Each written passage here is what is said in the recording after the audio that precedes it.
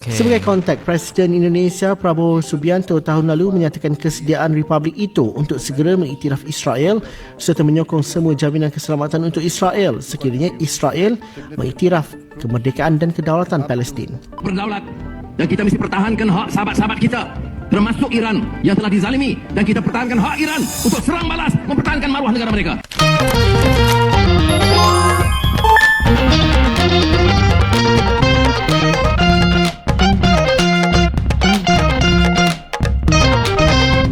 Assalamualaikum warahmatullahi wabarakatuh. Jumpa lagi dengan saya guys, Cak Mujib. Gimana kabar teman-teman semua? Semoga sehat selalu, bahagia dunia maupun di akhirat. Selamat datang di Cak Mujib TV guys. Kali ini kita akan reaksi sebuah video yang sangat menarik. Bagaimana Ustadz Malaysia ini sound ya presiden ataupun pemerintah daripada Indonesia ini. Jadi tanpa berlama-lama jom kita simak videonya. Let's go. Berdaulat, dan kita mesti pertahankan hak sahabat-sahabat kita, termasuk Iran yang telah dizalimi, dan kita pertahankan hak Iran untuk serang balas mempertahankan maruah negara mereka. Baik, Iran meminta Indonesia tidak mengiktiraf Israel sebagai sebuah negara. Permintaan itu disampaikan Duta Besar Iran ke Indonesia, Muhammad Borujerdi, kerana tindakan negara haram itu yang menceroboh Palestin. Okey. Menurut Borujerdi, seperti dipetik media tempatan, Iran menganggap Israel sebagai sebuah rejim yang menduduki wilayah Palestin dan perkara itu tidak boleh diterima. Borujerdi turut menegaskan bahawa Iran sejak awal lagi tidak pernah mengiktiraf Israel sebagai sebuah negara. Susulan itu beliau harap Iran dan Indonesia mempunyai pendirian yang sama terhadap pihak yang menduduki wilayah negara lain. Bagaimanapun, Iran katanya mungkin mempertimbangkan semula pendiriannya terhadap Israel dengan syarat jika seluruh masyarakat di wilayah yang diduduki rejim dapat menikmati sistem demokrasi dan kerajaan dibentuk melalui proses demokrasi. Sebagai konteks, Presiden Indonesia Prabowo Subianto tahun lalu menyatakan kesediaan Republik itu untuk segera mengiktiraf Israel serta menyokong semua jaminan keselamatan untuk Israel sekiranya Israel mengiktiraf kemerdekaan dan kedaulatan Palestin. Assalamualaikum warahmatullahi wabarakatuh. Hari-hari ini saya dibikin muak Guys. dengan sekelompok orang ngakunya sebagai muslim tapi ribut gaduh mempermasalahkan serangan Iran ke Israel dengan alasan Syiah lah, dengan alasan-alasan sektarian lainnya lah, dengan alasan ini itu. Begini, sederhana saja. Yang pertama, Iran ini lagi ngantem Israel dengan rudalnya, dengan kekuatan militernya. Anda tahu yang dihantam itu Israel, negara pelaku genosida di Gaza. Musuh Islam, musuh Palestina, musuh Gaza, bahkan musuh kemanusiaan sedunia. Iran bikin babak belur Israel. Harusnya kamu girang dong, senang dong. Ngapa jadi kamu ribut? Ngapa jadi kamu gundah? Ngapa jadi kamu gusar? Itu yang pertama. Musuhnya musuh itu adalah kawan. Sederhana sekali, simpel. Yang kedua, jangankan Iran, andai kata Rusia, Cina, negara-negara yang mayoritas kufar, andai kata tahu-tahu nyerang Israel, ya, bantu Palestina, kita akan ucapkan terima kasih banyak sebesar-besarnya. Apalagi Iran, dia bisa melakukan apa yang nggak dilakukan oleh banyak negara dengan rudalnya, dengan kekuatan militernya, dengan resiko yang harus dihadapi negaranya. Resikonya nggak main-main. Maka kita ucapkan jazakumullah khairal jaza, nasarakumullah. Mudah-mudahan perjuangan kamu menghantam Israel dimenangkan oleh Allah Subhanahu wa taala. Karena Israel musuh bersama. Musuh apapun madhabnya, bahkan apapun agamanya, selama mengaku manusia dan peduli kepada kemanusiaan, pasti akan menjadi musuh Israel. Yang ketiga, yang ingin saya tegaskan, yang harus diributin bukan Israel. Yang harus diributin itu Amerika dan negara-negara yang memiliki hak veto di PBB, yang selalu bicara soal kemanusiaan, tapi mendukung dan mensponsori genosida di Gaza. Itu yang harus diributkan. Yang kedua yang harus diributkan negara-negara Arab yang ada di sekeliling Palestina. Kalau mereka kompak, Palestina dari kapan tahu udah merdeka. Tapi apa yang terjadi? Untuk buka perbatasan saja ke Gaza untuk kita masukin bantuan, susahnya setengah mati. Apa yang terjadi ketika Iran, Yaman menembakkan rudal-rudalnya ke Israel, tapi ada segelintir negara-negara Arab yang menghadang rudal tersebut, nggak bantu perang, malah menghadang rudal yang akan menghantam Israel. Yang harus diributin itu ketika Israel sedang membantai Gaza, menghantam, membombardir Gaza.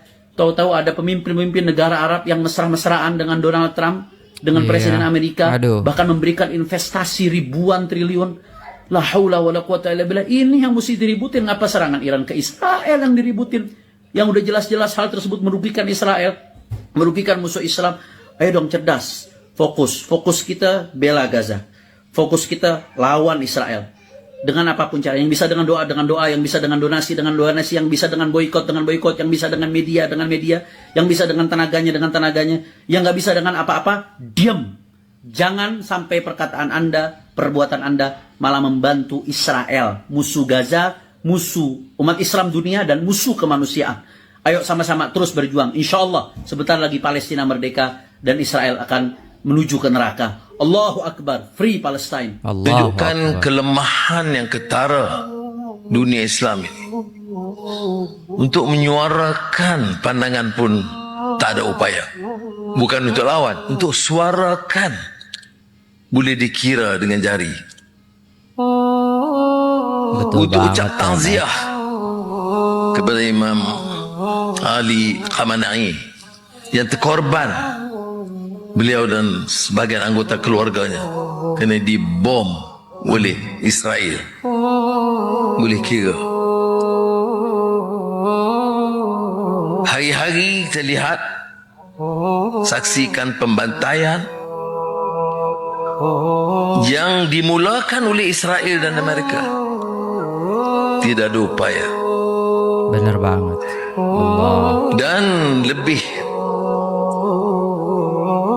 menjadikan ialah kerana kita agak lupa tentang derita rakan-rakan kita di Gaza dan Palestin. Tidak ada negara di dunia yang menghadapi kekejaman, pemerkosaan, perampasan tanah, pembunuhan anak-anak bayi, pemusnahan hospital, sekolah, hari-hari selama 70 tahun. Tidak ada yang hadapi itu. Allah. Dan kita tidak ada upaya. Munafikin, laknatullah, sabdam, laknatullah.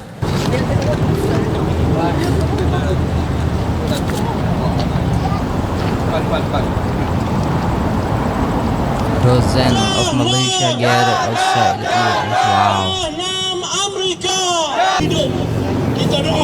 Oh, ini orang Malaysia. Dulu kalau beda daripada muda Tiny. mandiri dia. Iran can be attacked. Any sovereign country in the world, once we choose a policy or a system of economy or a political system that different from the wishes of the American, of the Zionists, they will attack us. That's why our solidarity with the Iranian people, with the Palestinian, with the Cuban, with the Venezuelan, with all those people that fight against the US imperialism. Kita tidak boleh membenarkan sebuah rejim atau sekumpulan manusia yang boleh bertentangan dengan undang-undang antarabangsa, dengan prinsip agama sejagat. Tak kira kita Kristian, Buddha atau apa-apa agama saja. Ini tidak diizinkan oleh ajaran moral kita. Kita harus bangkit untuk lawan. Kita wajib untuk bangkit dan lawan. We must fight. We must fight for the humanity.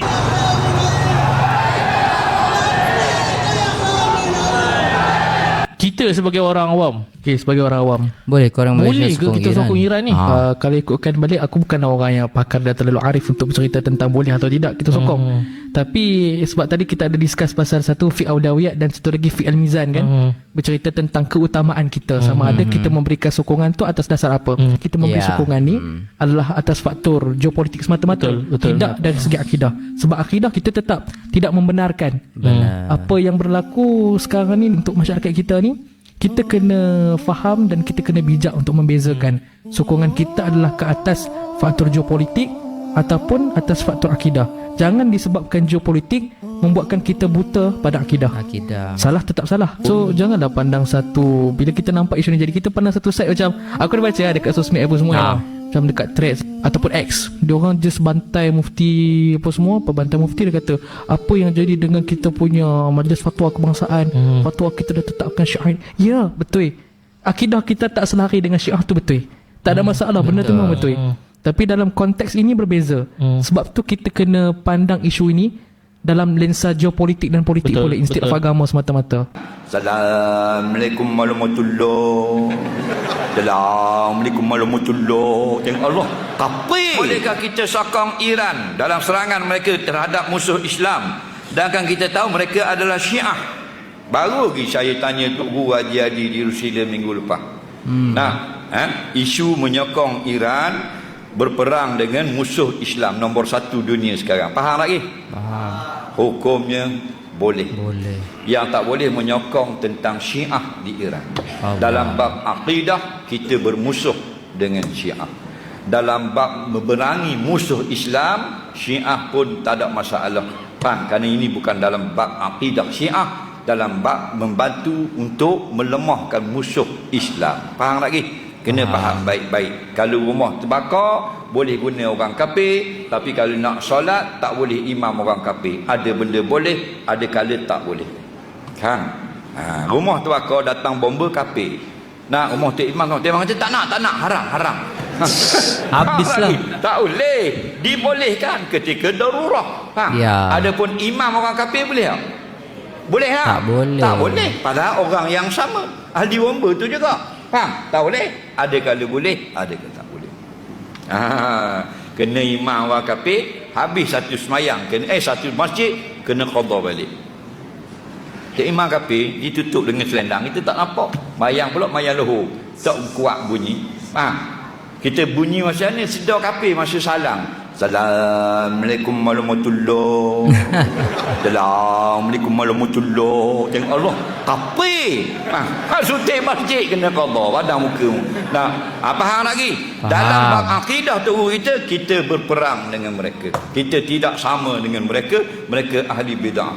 Faham? Tapi dalam bab bersatu untuk menentang musuh yang paling zalim yang mengkhianati umat Islam, boleh. Nampak lagi?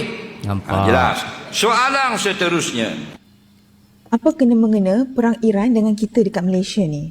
Iran tu jauh, kita kat sini. Apa kaitannya? Hari ni dah masuk hari ke-7 perang US Israel Iran. 2 hari lepas perkara besar terjadi apabila submarine US menembak kapal perang Iran sampai 87 orang tentera Iran terkorban. Ini maksudnya US dah directly terlibat dalam perang tersebut. Selama ni dia sokong Israel je. So apa kena mengena dengan kita? So yang pertama, kita kena be prepared. Kita sebenarnya dah kena berjimat sangat-sangat dengan perbelanjaan kita sebab dah nampak dah akan berlaku kenaikan harga barang sebabkan kenaikan harga minyak. Kenapa harga minyak naik? Sebab dekat Iran ada satu selat, nama dia Selat Hormuz, di mana minyak globally import ekspor akan lalu perairan Selat Hormuz yang dikawal oleh Iran. Jadi Iran dah tutup selat ni.